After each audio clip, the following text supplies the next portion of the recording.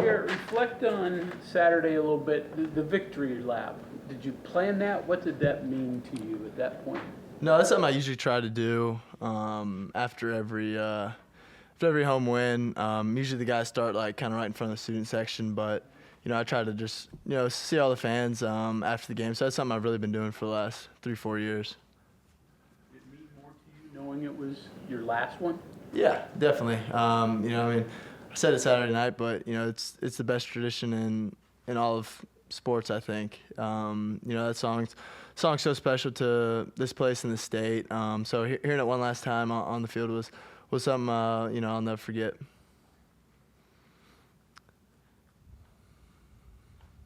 Okay, so this week, key for you is you starting to get a look at Texas Tech. What do you guys got to do? Yeah, I think we have to, first starts off with being able to run the football.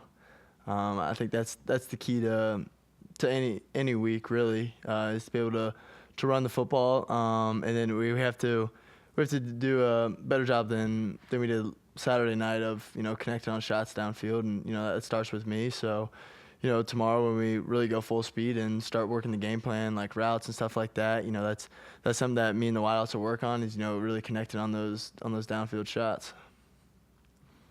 Tougher without Traylon in the lineup? Yeah, a little bit. Traylon's such a special player and such a special person, but he's been around the building, kind of helping some of the younger guys out.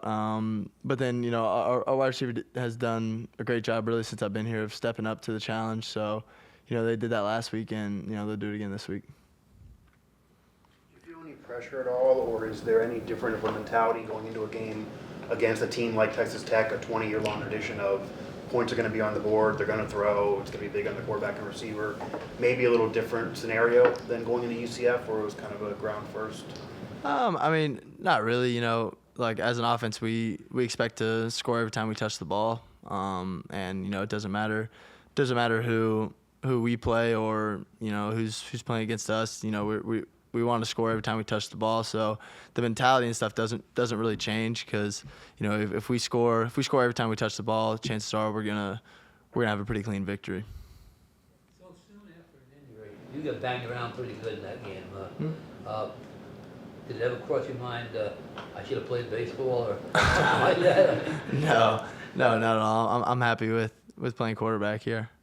How physical was that game for you, though? It was a physical game, but it wasn't.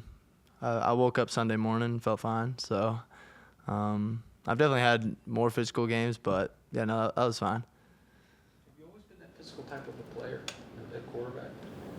I kind of basically until my freshman year of high school, I really played like running back and receiver and stuff.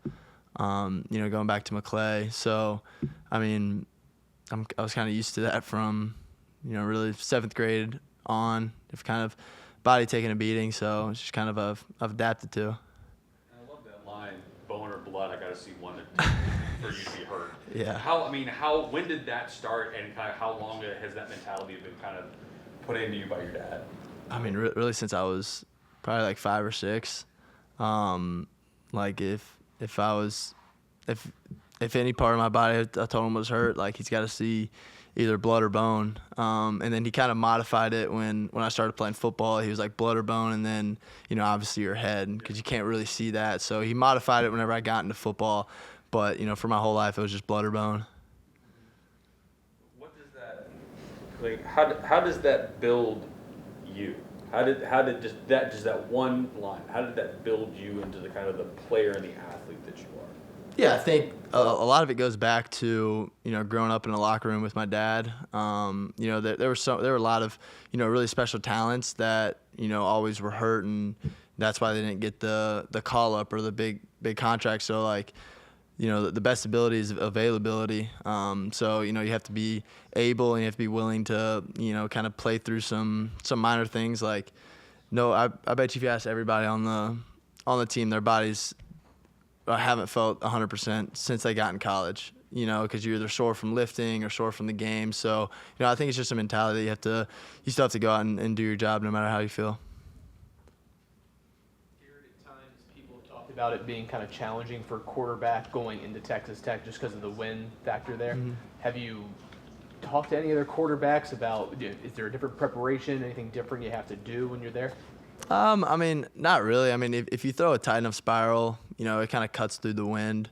So, I mean, I think I throw a pretty tight one, so I shouldn't have a problem. You're the guy throwing the Hudson Clement. You've seen him improve over 2 years. Well, what's his next step, and what's the ceiling for him? Yeah, I think the ceiling for him is as high as he wants it to be. You know, I mean, he's all of his GPS numbers from a speed and change of direction are really, really good. His ball skills are really good. His route running's really good. So I think the ceilings for him is how high he wants to take it. What does he need to improve the most in, you think? I mean, that's not really my job. My job's to throw him the ball, and you know he gets open for me. So you can ask Bilal that or ask him that, but I don't really know the answer. You say anything to Davis after he dropped what would have been a touchdown? Just not normally a pass catcher, but it was Yeah. obviously Chad talked about that they wanted to get him involved. The players kind of rallied around him, but did you say anything? I mean, not really. I mean, I'm still gonna try to get him the ball in those situations. But you know, I probably could have put it on him a little more, made it a little easier on him. It's like somebody who doesn't normally. Oh yeah. I mean, as soon as I saw it hit the ground, you know, I probably said some words, but no. So we're gonna try to get him in the box. Favorite Thanksgiving food? Your mom make it? Your grandmother? Or what is it? And from whom? I'm not a cranberry sauce guy.